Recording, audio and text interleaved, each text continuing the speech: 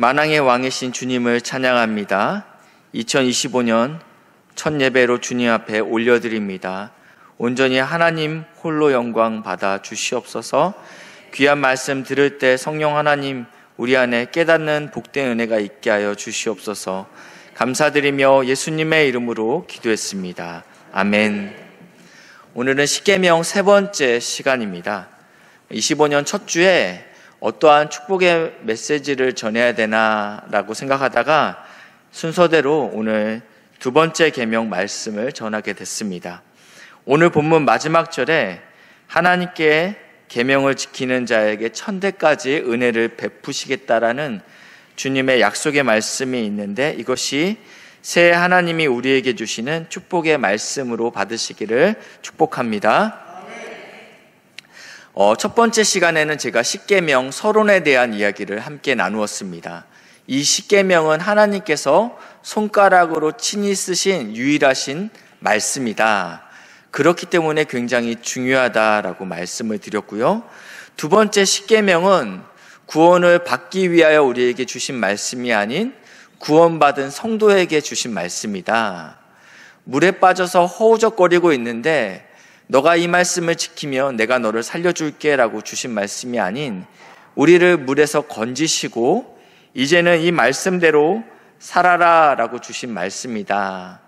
이스라엘 백성이 애굽에 종되었을 때 하나님께서 그들을 구원하시고 또 행하신 놀라운 일들 때문에 우리가 그 하나님의 놀라운 일에 순종하여 이 십계명을 지키게 된다라고 말씀을 드렸습니다. 마지막으로 세 번째는 십계명은 하나님 사랑, 이웃 사랑이다. 그러면서 이 언약의 완성이 사랑이다라고 해서 십계명 서론을 마쳤습니다. 그리고 십계명 1계명을 함께 저희가 말씀을 나누게 됐는데, 나 외에 다른 신을 내게 두지 말라. 이게 원어적으로는 어떠한 의미가 있냐면, 너와 내 얼굴 사이에 다른 어떤 것도 있으면 안 된다. 무슨 뜻이냐면 오직 하나님만 바라보라. 이러한 뜻이라는 것입니다. 오직 하나님만 섬겨야 된다. 그 이유는 무엇이냐면 우상들은 철저하게 무능하다, 무기력하다 라고 하기 때문입니다. 시편 115편 4절부터 7절 말씀인데요, 저와 함께 교독하시겠습니다. 그들의 우상들은 은과 금이요 사람이 손으로 만든 것이다. 시작. 귀가 있어도 듣지 못하며 코가 있어도 냄새 맡지 못하며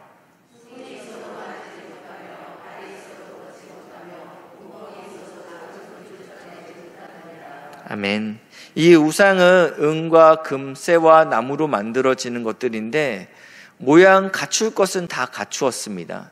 그러나 이 모양만 있을 뿐이지 말할 수 없다. 손 모양만 있을 뿐이지 만질 수 없다.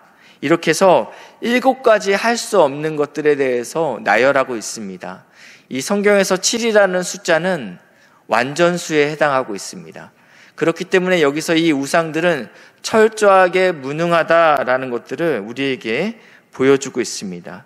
오직 하나님만이 완전하시고 능력이 있으시기 때문에 영광을 받으시고 경배받으시기에 합당한 분이십니다.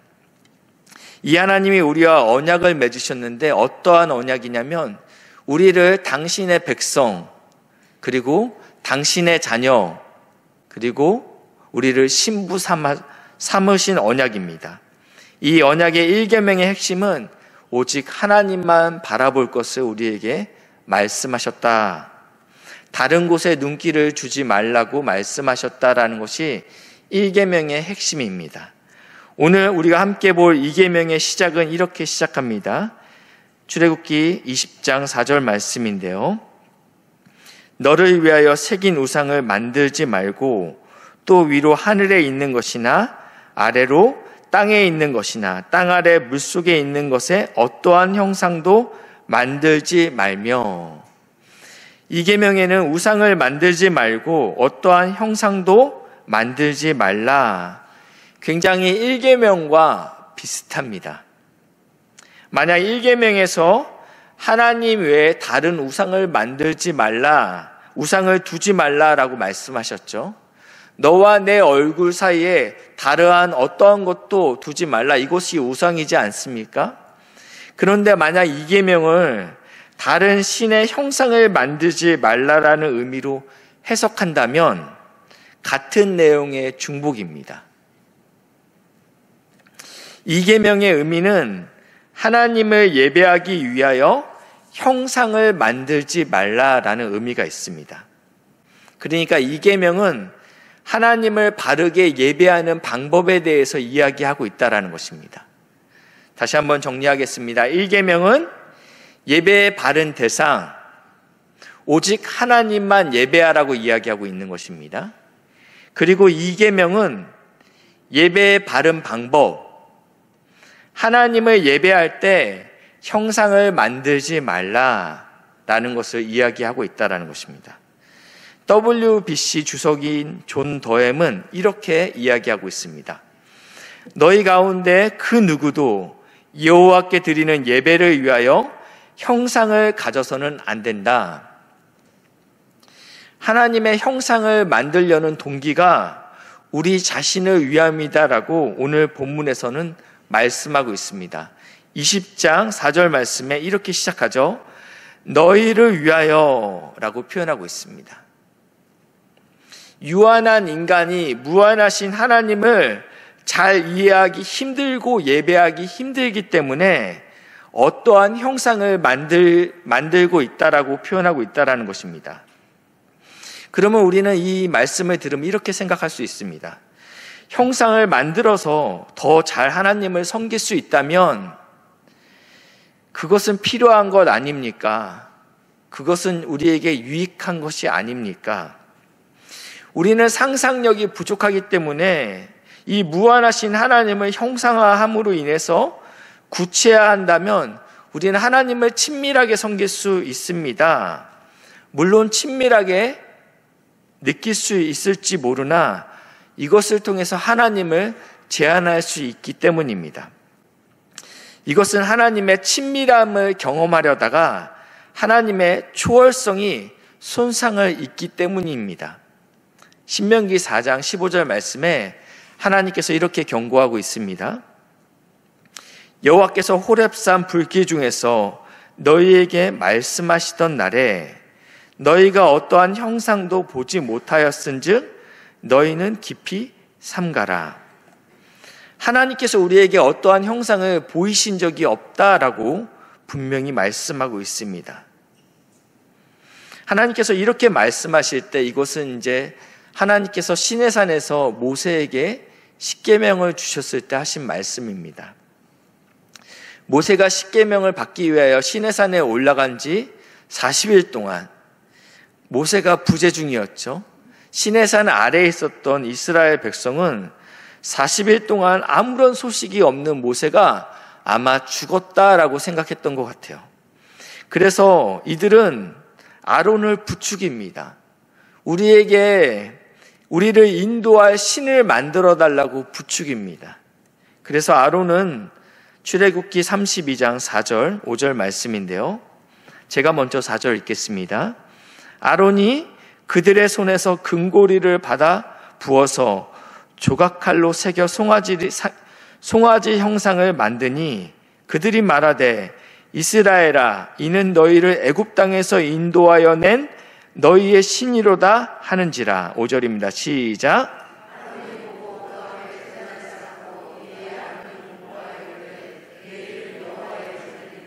아멘.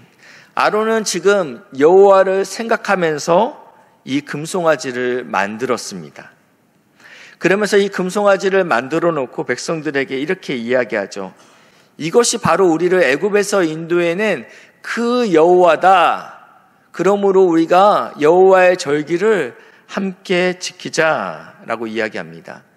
이스라엘 백성은 이방의 신을 섬기려 했던 것이 아닙니다. 그들은 여호와를 섬기려 했습니다. 그러나 그들의 문제는 창조주이신 하나님을 피조물인 송아지로 대체한 것이 문제인 것입니다. 또 다른 사건은 이스라엘 백성이 광야 생활 40년의 막바지에 이르렀을 때 일어난 사건입니다. 이스라엘 백성은 광야에 40년 동안 훈련을 아주 제대로 받았죠. 그래서 이제는 가나안 땅에 들어갈 만한 어떠한 자격을 얻은 것처럼 보입니다. 그러나 민수기 21장에서는 이스라엘 백성이 이 가나안 땅을 직진으로 가지 않고 돌아감으로 인해서 그들의 마음이 상했다라고 표현하고 있습니다. 그러면서 하나님께 원망을 쏟아내는데요. 민수기 21장 5절 말씀입니다. 같이 읽겠습니다. 시작.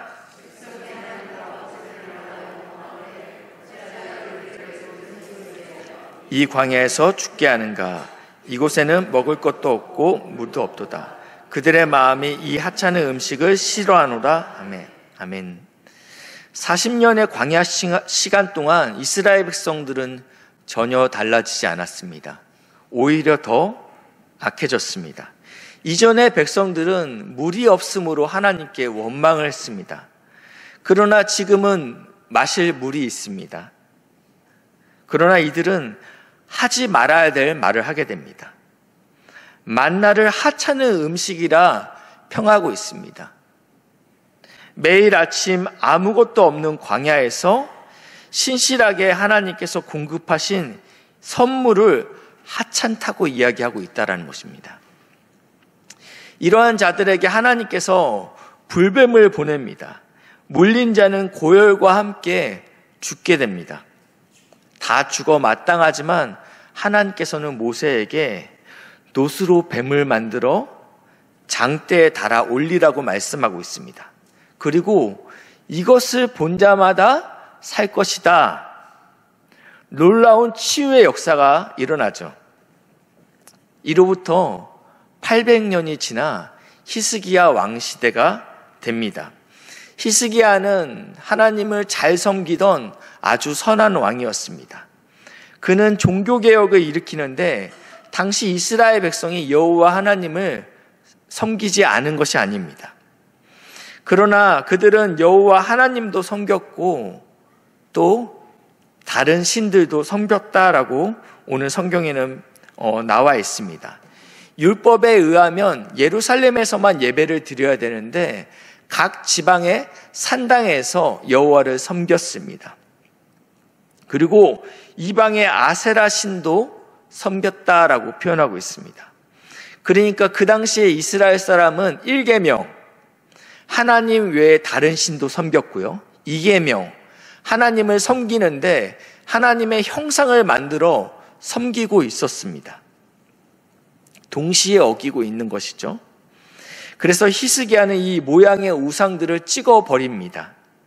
그 내용이 열왕기하 18장에 기록되어 있습니다. 왕하 18장 13절 말씀 제가 읽겠습니다. 히스기야가 그의 조상 다윗의 모든 행위와 같이 여호와께서 보시기에 정직하게 행하여 4절입니다. 시작.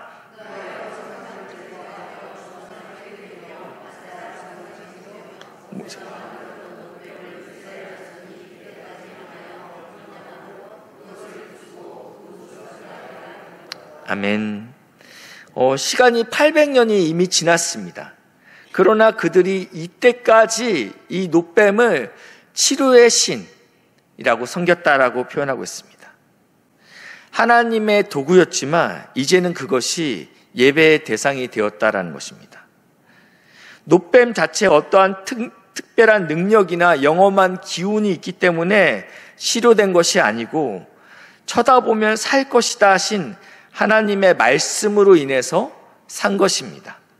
그래서 이 놋뱀을 부수고 누수단이다, 놋 조각이다 이렇게 이야기하고 있다는 것입니다.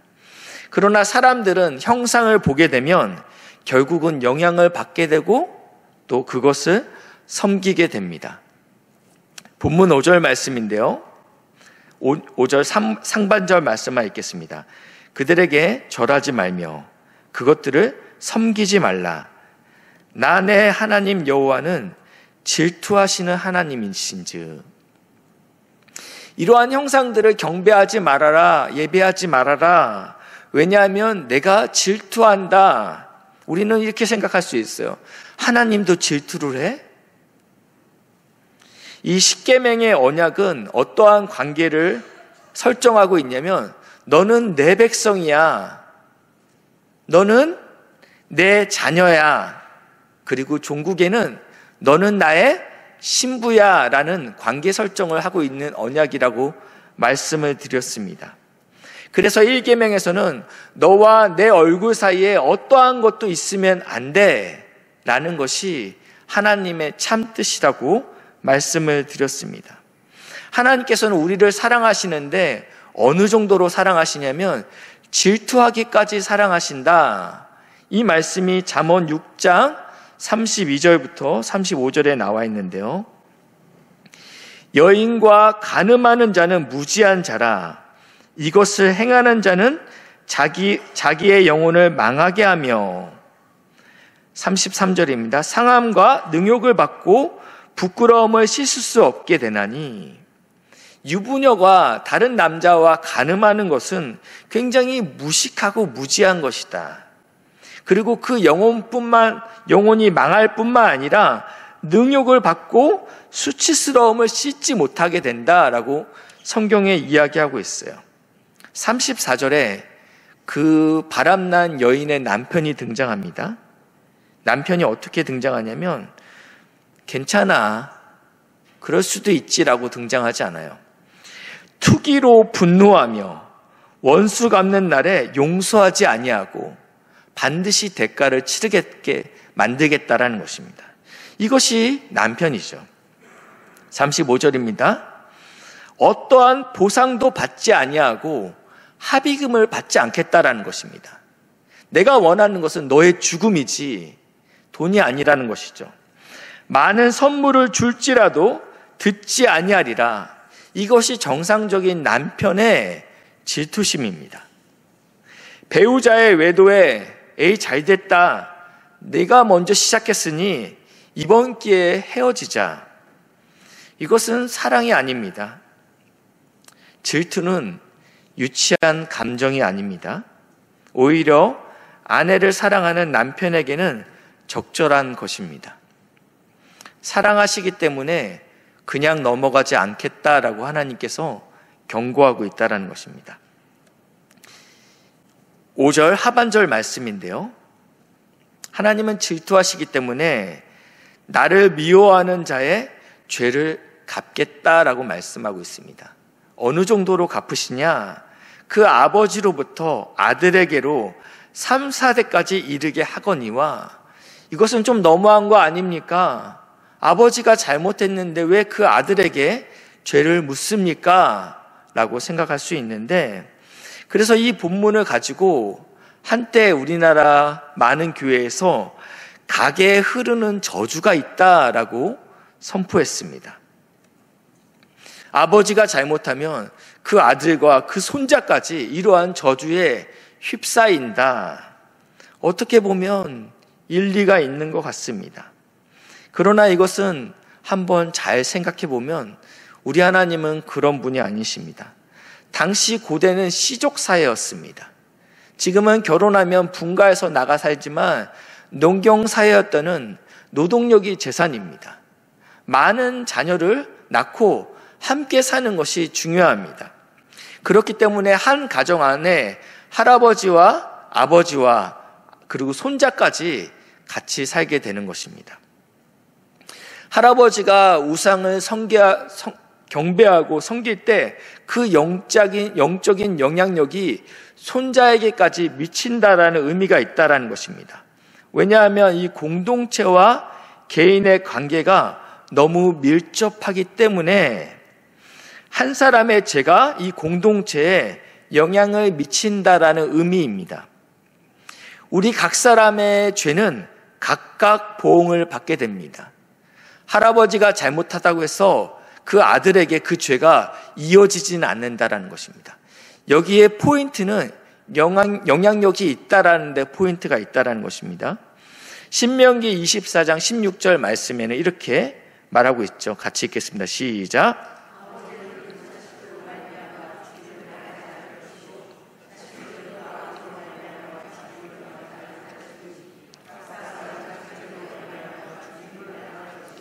아멘. 하나님은 분명히 말씀하고 있습니다. 가게에 흐르는 저주는 없습니다.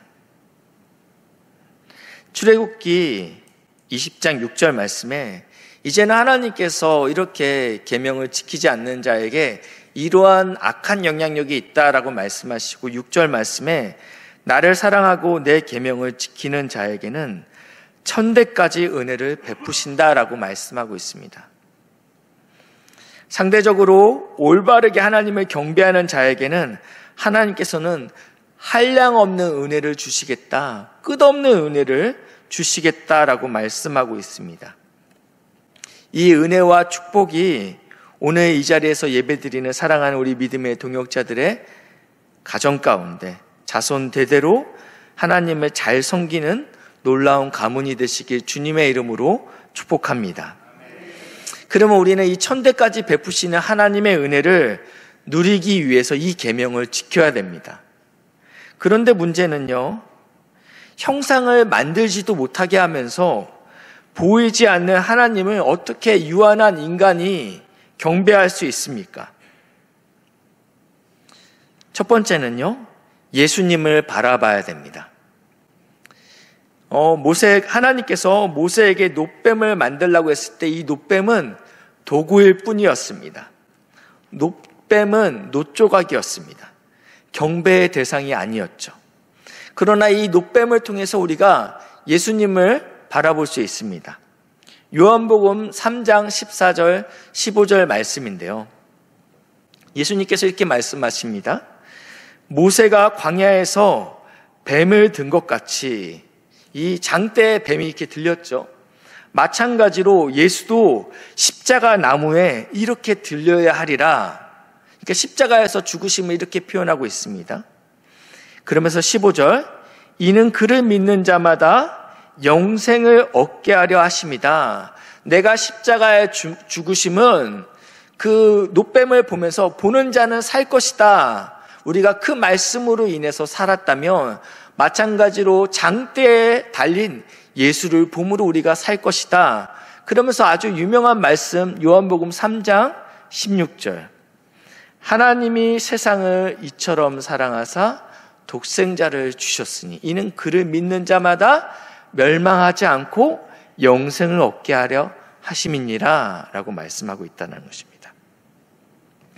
로마 제국에서 이 십자가 형벌은 가장 잔인하고 치욕스러운 형벌이었습니다. 그래서 로마 사람들은 이 형벌은 로마 시민권자에게는 허용하지 않았습니다. 마지막에 그 인간의 존엄성을 지켜주기 위해서입니다. 근데 그 제국에 다스리는 이 식민지에는 이 십자가 형벌을 허용했습니다. 그 당시의 십자가는 멸망하는 자들에게는 미련한 것이었지만 하나님을 믿는 우리에게는 하나님의 능력이 되었습니다. 십자가 하면 눈살을 찌푸리는 거였죠. 저주받은 그러한 표본이었습니다. 그러나 콘스탄티누스 황제 때 기독교가 공인이 되면서 십자가가 기독교의 상징이 되었습니다. 오늘은 이 십자가는 기독교를 대표하는 가장 중요한 형상이 되었습니다. 그래서 모든 교회마다 종탑에 십자가를 걸어놓고 예수를 믿는 자매들은 십자가 목걸이와 또 십자가 귀걸이를 합니다. 왜냐하면 그 십자가의 의미가 너무 귀하기 때문입니다. 그러나 저희가 속한 이 합동 측 교단에서는 예배당에 십자가를 두지 않기로 결의했습니다. 이유는 무엇이냐면 예배당에 만약에 십자가가 있으면 분위기가 굉장히 경건하고 좋습니다. 그럼에도 불구하고 그렇게 결의한 이유는 이 이계명인 형상을 만들어 경배하지 말라라는 이 명령을 엄격하게 해석했기 때문입니다. 제가 말하는 것은 다른 교단에 예배당에 십자가가 걸려 있는 것은 우상 숭배라고 이야기하는 것이 아닙니다. 이걸 잘 이해하셔야 됩니다.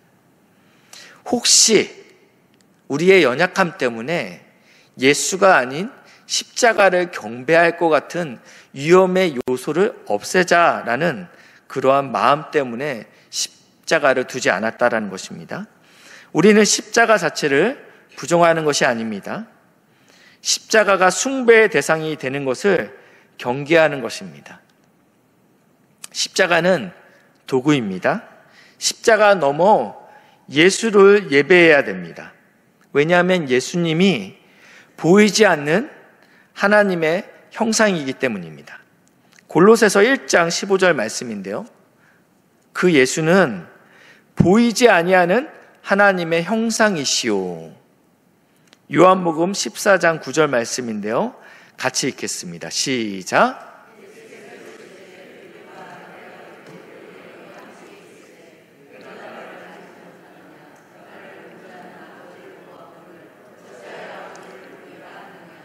예수님의 제자들이 예수님께 와서 이렇게 말합니다. 우리에게 하나님을 보여주십시오라고 이야기했을 때 그때 예수님께서 이렇게 이야기하시는 것이죠. 나를 본 자는 아버지를 보았다. 보이지 않는 하나님을 볼 수 있는 방법은 예수를 주목하는 것입니다. 그렇기 때문에 우리는 예배를 통해서 예수님만 드러나야 됩니다. 예수님만 생각나야 합니다. 설교 후에는 예수님만 남아야 된다는 것입니다. 나는 죽고 예수님이 살아나야 됩니다. 두 번째는요, 형상이 없으신 하나님을 유한한 인간이 어떻게 경배할 수 있는가? 하나님을 닮은 형상이 예수님 외에 하나 더 있습니다. 잘 이해가 되지 않는 것 같지만 바로 우리 자신입니다. 창세기 말씀 보시겠습니다. 하나님이 자기 형상 곧 하나님의 형상대로 누구를 창조하셨어요? 사람을 창조하셨고 남자와 여자를 창조하셨다. 기독교인만 창조했다고 얘기하지 않았어요. 아니면 남자만 창조했다고 얘기하지 않고 있어요. 하나님은 온 인류를 창조했다. 하나님의 형상으로 말씀하고 있습니다. 사람은 이 우주에서 하나님의 형상을 가장 잘 반영하는 피조물입니다. 하나님의 형상으로 지음받은 이웃을 존귀하게 여기는 것이 보이지 않는 하나님을 경배하는 방법이라는 것입니다. 이웃을 사랑하는 것이 하나님을 경배하는 방법입니다. 왜냐하면 그들이 하나님의 형상이기 때문입니다. 장애인들도 하나님의 형상입니다. 이것을 믿으시는 은혜가 있으셨으면 좋겠습니다. 먼 타국에서 이 땅에 일하러 온 우리 노동자들, 우리 베트남 분들, 라오스 분들, 그리고 동남아시아의 사람들도 하나님의 형상입니다. 하나님의 형상으로 그들을 우리는 존귀하게 여겨야 됩니다. 이것이 보이지 않는 하나님을 경배하는 적극적인 방법입니다. 말씀을 정리하겠습니다.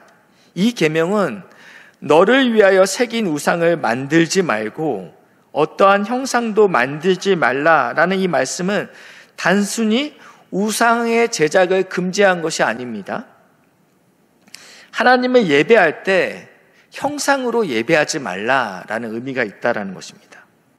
우리는 금송아지 사건과 놋뱀 사건을 통해서 비록 이것이 하나님을 섬기려는 의도가 있었을지라도 형상을 만드는 순간 그것이 예배의 대상이 된다라는 것을 알게 되었습니다. 우리는 보이지 않는 하나님을 경배하는 방법 두 가지를 알게 되었는데 첫 번째는 예수 그리스도를 주목하는 것입니다.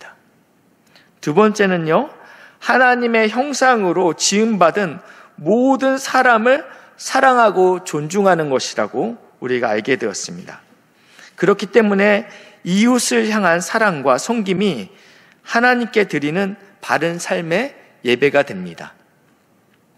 오늘도 보이지 않는 하나님을 사랑하고 그분의 계명을 지키는 자에게 천대까지 하나님의 은혜를 베푸시겠다고 말씀하고 있습니다. 이 은혜가 여기 계신 성도님들에게 그리고 그 삶 가운데 가득 넘치시길 주님의 이름으로 축복합니다. 기도하시겠습니다.